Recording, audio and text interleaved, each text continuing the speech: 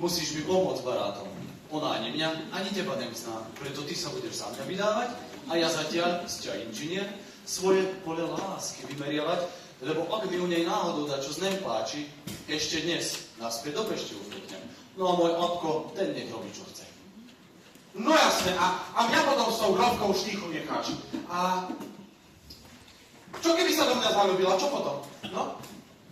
Potom ti pôjdem hodaj za družbu.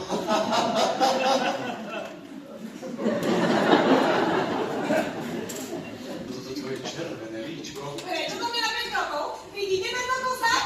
Juj, jaká je surová.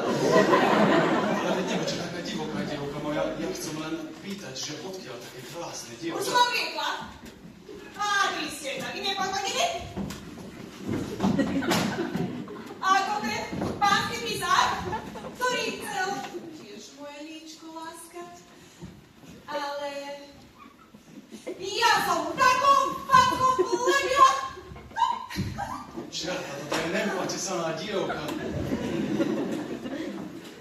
Nie, ja len teba, Miluška, teba samú milujem. Láskou premožený tvojim nohám padám a vernosť ľúbosti ti sľubujem.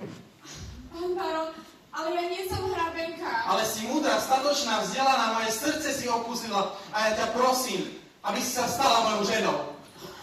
Prebo, pán baron, tak už sa to stalo, to čo je tá spaňolažnička. Ešte dnes sa budeš pakovať z kaštieľa, falošná konteska. Ale nie, preč s týmito myšlienkami. Ona je sprostá, nevzdelaná, sedliacká dievka. Veru tak, pán rektor. Už ste po obžívkoch prišli. I bez vás to výborne išlo. A toto je mladý pán baron. O, aké to šťastie, osvetený pane.